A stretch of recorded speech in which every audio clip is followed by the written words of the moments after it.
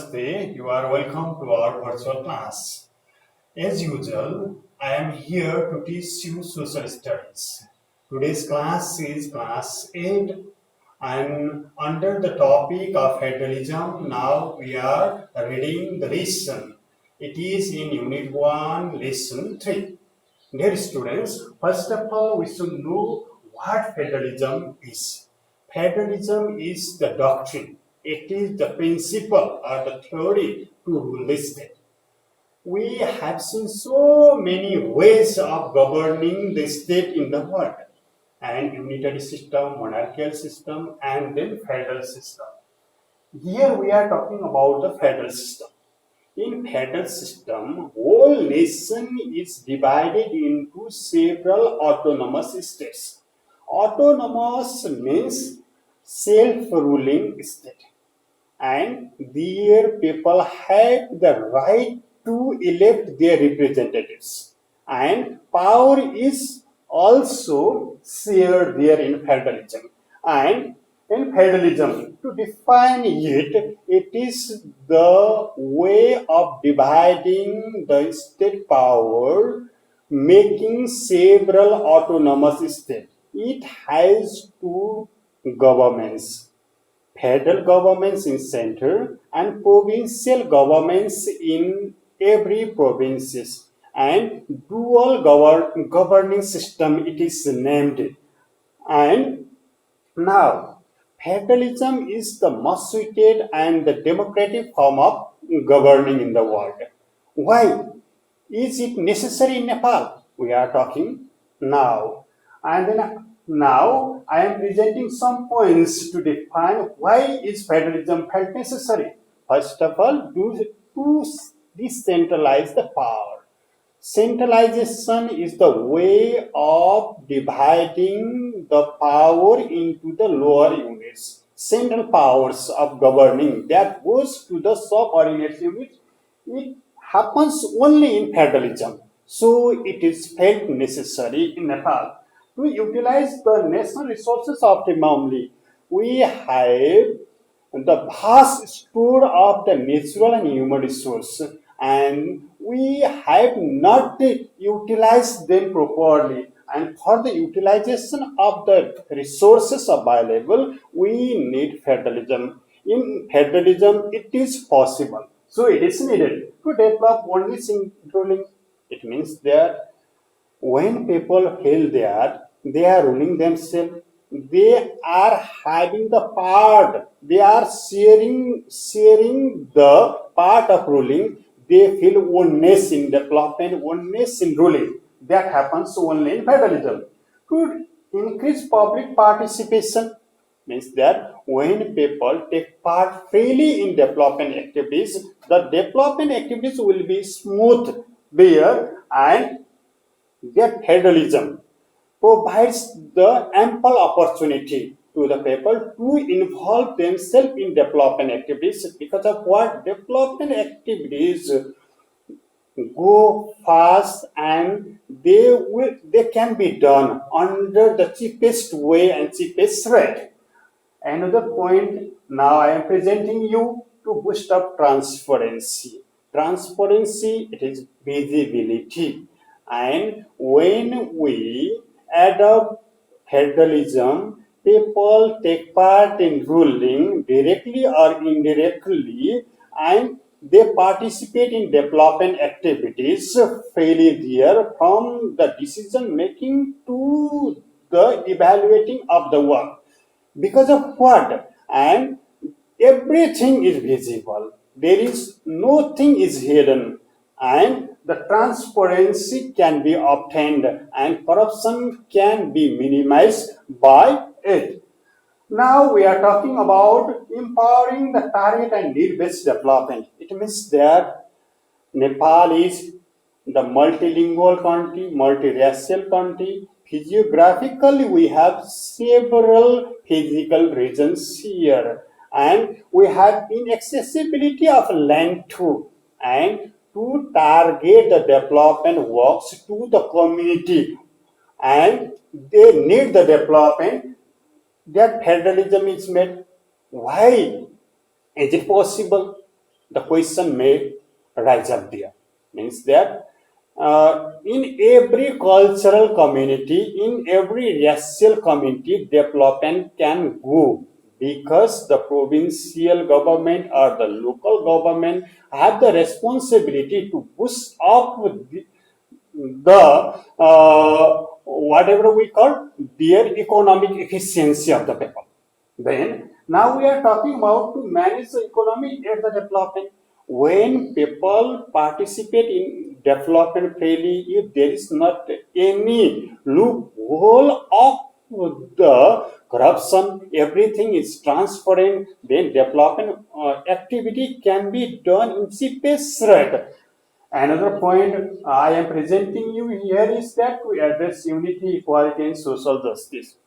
Every people who live in society, they feel that they are ruling the state, they are taking part in ruling. So that federalism develops the oneness in ruling, and that binds the people of different castes, creed, language, sex, and geography. So every sort of social inequalities can be minimized through the federalism. So federalism is felt necessary.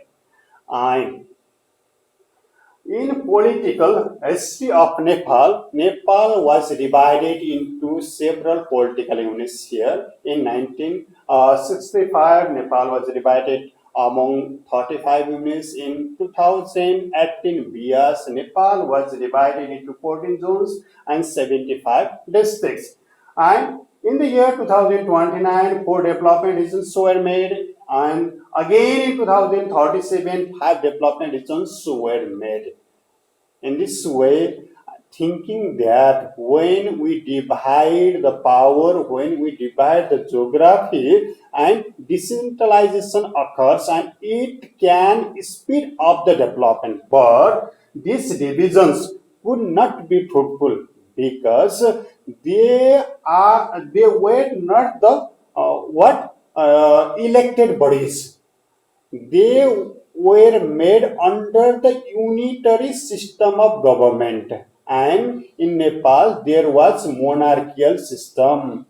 Democracy was only for the namesake, and people were not provided with the rights. Only divisions were made there, because of what the democratic decentralization might not occur here. And as the achievement of the People's Movement 2062-63, federalism was declared, and now we are under the new governing system of the world, that is federalism. Now you can see the map of Nepal, and it has been divided into seven provinces, and it is the achievement of second mass movement. Now, our divisions, our federalism, what we are talking here about, the divisions in Nepal, seven provinces have been made here in Nepal under some basis.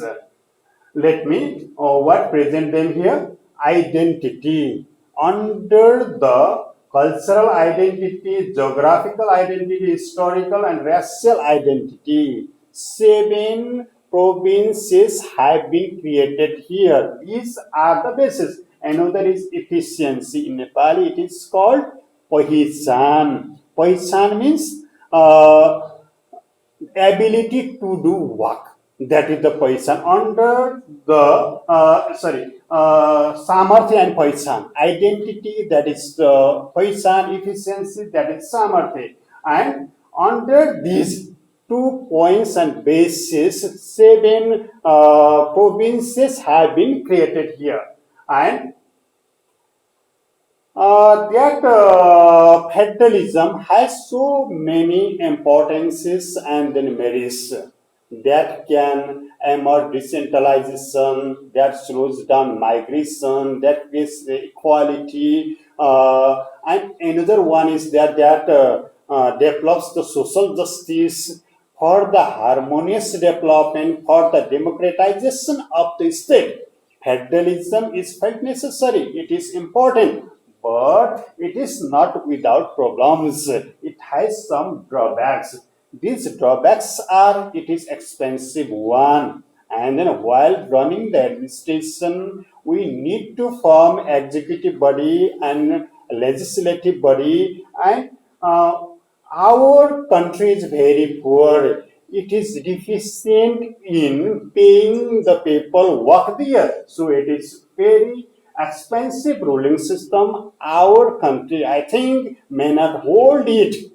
Another is weakens the nationality. Means that people they are working, they are involving in different provinces, and there is the conflict between the provinces in the name of border, in the name of utilizing resources between them, and that may weaken the nationality. Means they give most priority to the province than the country as a whole.